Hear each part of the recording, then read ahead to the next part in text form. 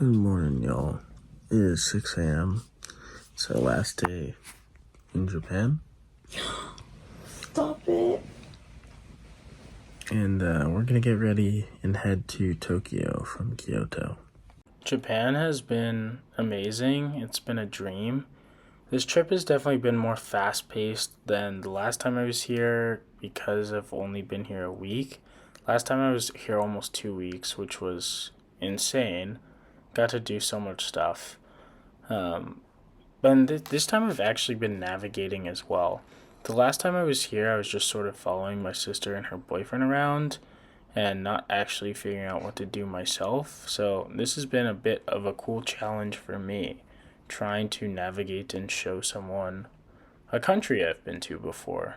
We took the Shinkansen from Kyoto to Tokyo. We have one more day in Tokyo before we leave, and we picked up some bentos for the Shinkansen.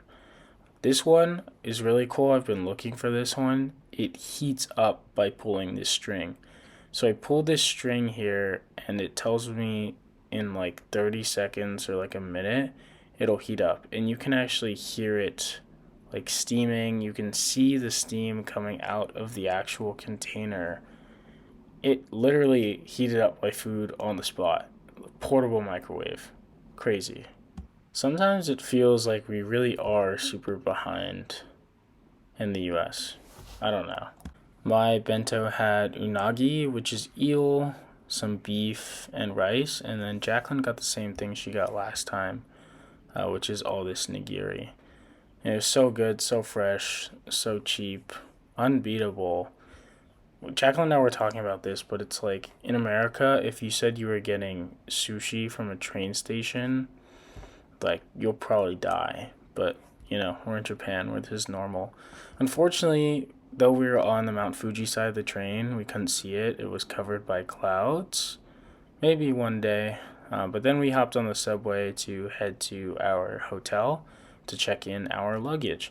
And I love these little stop and go signs. They even got hats on. Saw this crazy artwork outside of our hotel. Here's where we're staying. Before we were mainly at the APA hotels, but we decided to upgrade a little bit since we were leaving so soon and only going to be here one day. There's this cool clock thing outside. We dropped our bags off at the hotel, which is really relieving.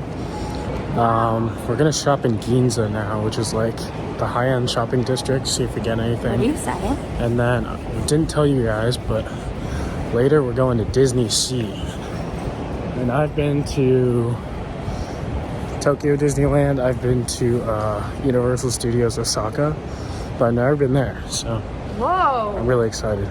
We weren't sure where we wanted to stay our last night in Tokyo, but we hadn't checked out Ginza for shopping, so that was sort of the main plan for the day. And last night I had this idea for us to go to DisneySea, which I've never been to. So we're going there later in the day once we're done shopping. Saw this giant Uniqlo. It was like 8 stories tall, all these models spun. Super cool. Nico's gonna find me a very cool later. What? I'm so excited. My vlog does not make enough money for that. Every time I see a white person here, I'm in shock because there's like not a lot of them. And my first question is, what brings you to Japan? And my second question is, are you racist? Here's the store I'm bringing Jacqueline to. No way! You knew how to find this! One of Jacqueline's big goals for this trip has to shop and get some nice things, maybe a new bag. But I feel like I've come in the way of that. So trying to spend some time doing some shopping for her today. And of course, I'm going to check out some stores as well. But a lot of cool flagships in Ginza. I live right next to Soho in New York, and like all this shopping in Japan has just been so much better. Maybe it's because I also just live in New York and the appeal is gone. I don't know. Or maybe New York just doesn't have the same caliber as many shops as Japan does. The art for this Abercrombie store was just insane. I don't really know what to say. But we went to a lot of these secondhand stores, and something actually caught my eye. It was this Rolex right here. It's an Air King, basically like an entry level Rolex. But I've been wanting a Rolex for a long time. It was on my vision board for next year. Sorry, for 2024. So I caved and I bought it. That reminds me, I should actually like vision board my 2025. It's just been so crazy with traveling recently. But super, super happy with that purchase. I honestly never thought I'd have one of those. Well, I guess it just costed money.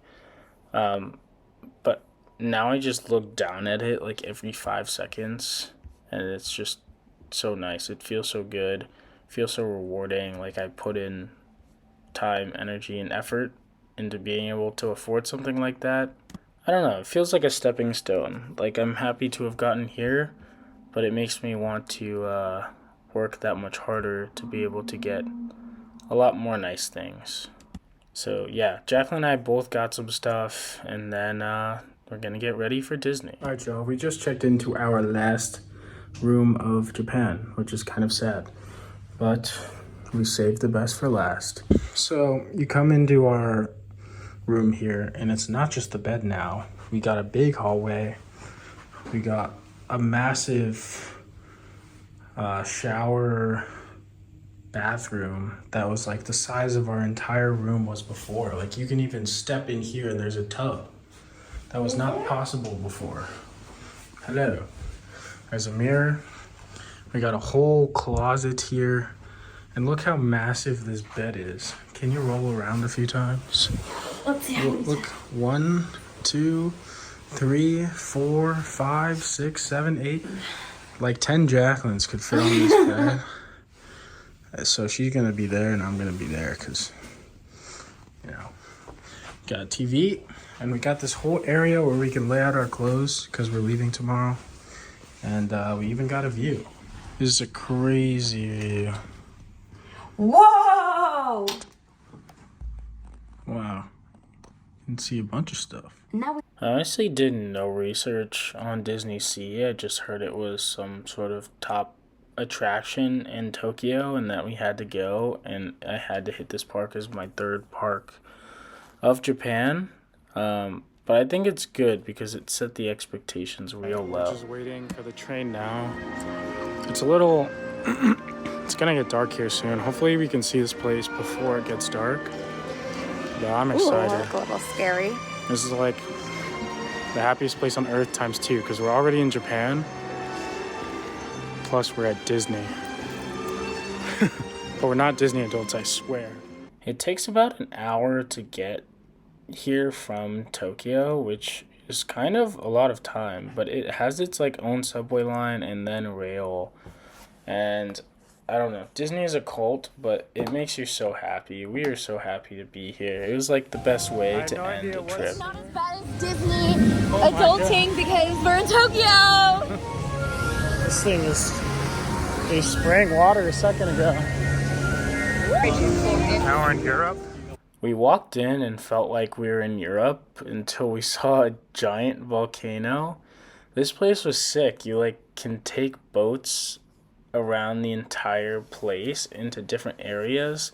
Some of it reminded me of California Disney, but some of it was just way different. Like I hadn't seen those boats before. We did need to stop and eat something because we were starving. The lines were a little bit insane. We were looking around seeing 120-minute wait times, which was crazy because we don't even have that much time at the actual park, maybe 4.5 hours. So we thought we'd only get on maybe 2 rides. We ended up waiting in line for this like I don't know, Mayan Aztec roller coaster thing that does a 360 loop. Saw some fireworks in the distance. I think these are from regular Disneyland right across the way. But this ride was sick. That was fun. What did you think? It was my fault. How do we get out of here? It was a really, really short ride, and the loop was kind of underwhelming, but it was still cool.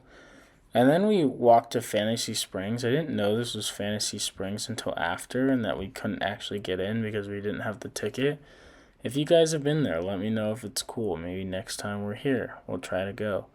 Ended up in this India looking area, and then Ariel's castle. Does Ariel have a castle? I have no idea.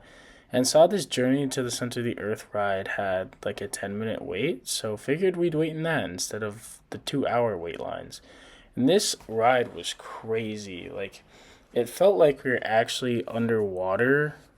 It's also kind of funny because these rides are like in complete Japanese, so we have no idea what's actually happening.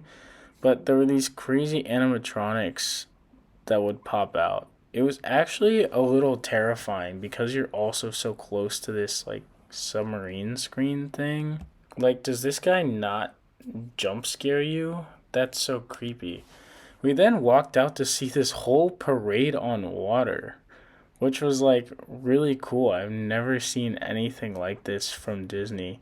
Usually it's just like the street parade. I don't know if there was also a street parade, but this was just happening.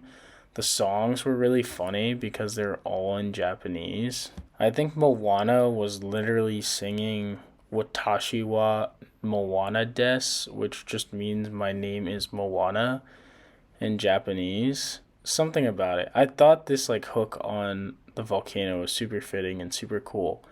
But we decided since everyone was watching the the parade, that we should go wait in a line. So we waited for the Tower of Terror. I don't remember, it was called something else here, but the storyline was a little bit different. The hotel was a little bit different, which I thought was super cool. That was fun. It was different from the one in California. We checked out our photo, and then we had to unfortunately leave because the park was closed. Thank you, DisneySea. But boy, we were exhausted when we got back. That line, everything was just so much today. Back to the hotel. I need to shower. But I ordered us McDonald's on Uber Eats. I'm exhausted. We'll see you guys in tomorrow's vlog. Thanks for watching.